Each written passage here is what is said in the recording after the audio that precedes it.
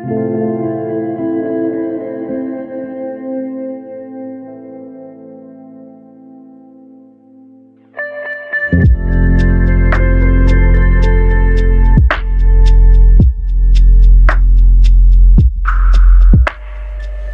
gizi pada 1000 hari pertama kehidupan untuk cegah stunting pada anak.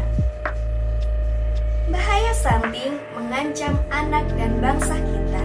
Hampir 9 juta atau lebih dari sepertiga balita di Indonesia mengalami stunting.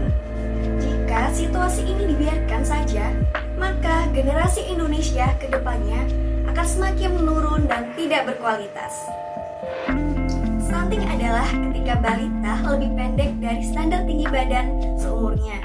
Stunting disebabkan oleh kekurangan gizi dalam waktu yang lama pada 1000 hari pertama kehidupan yang berawal dari janin sampai anak berusia 2 tahun.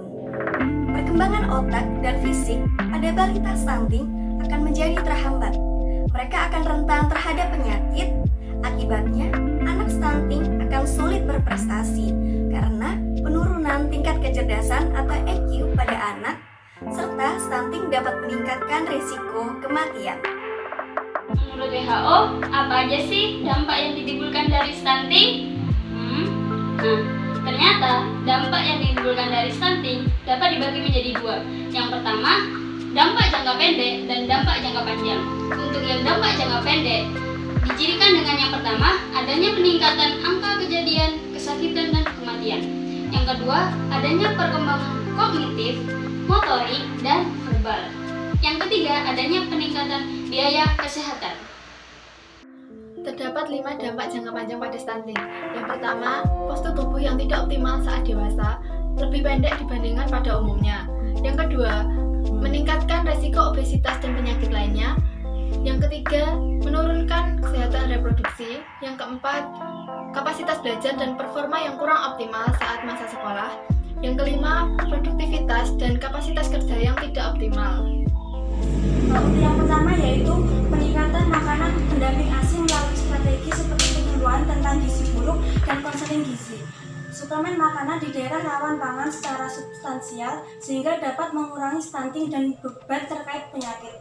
Yang kedua, intervensi untuk gizi ibu, di mana contoh dari gizi ibu adalah suplemen folat gizi, mikronutrien, kalsium, energi dan protein yang seimbang yang dapat mengurangi resiko berat badan lahir rendah sebesar 16%. Untuk yang ketiga yaitu pemberian mikronutrien untuk anak-anak seperti vitamin A dalam periode neonatal dan akhir masa kanak-kanak.